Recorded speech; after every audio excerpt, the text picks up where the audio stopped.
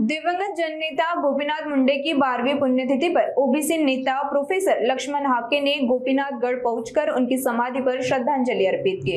इस दौरान हाके ने ओबीसी समाज से जुड़े विभिन्न मुद्दों पर अपनी बात रखते हुए कहा कि गोपीनाथ मुंडे का जातिगत जनगणना का सपना आज भी अधूरा है।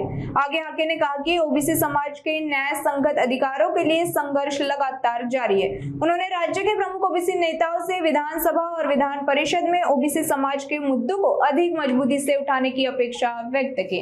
लोकनेते गोपीनाथराव मुंडे साहेबांच्या आजच्या महाराष्ट्रात नसण्यानं खऱ्या अर्थानं महाराष्ट्रामधली जी आज सामाजिक दरी निर्माण झालेली आहे, ही दरी आणि तिच्यावरती जालिम औषध जर कुणाकडे होतं ते स्वर्गीय लोकनेते गोपीनाथ मुंडे साहेबांकडे होतं।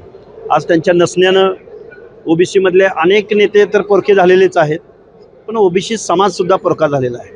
कारण ओबीसीच्या संविधानिक हक्क अधिकाराविषयी ठामपणे सभागृहाच्या आत किंवा सभागृहाच्या बाहेर रस्त्यावर असो किंवा पब्लिकमध्ये असो आज कोणीही भूमिका घेताना दिसून येत नाही। आणि आज गोपीनाथराव मुंडे साहेबांसारख्या उत्तुंग जातीपातीच्या पलीकडे जाऊन, वेगवेगळ्या प्रदेशांच्या पलीकडे जाऊन, पक्ष पार्ट्यांच्या पलीकडे जाऊन, वेगवेगळ्या विचारधारांच्या पलीकडे जाऊन लोकनेते गोपीनाथराव मुंडे यांचं समाजातलं स्थान वेगळं होतं।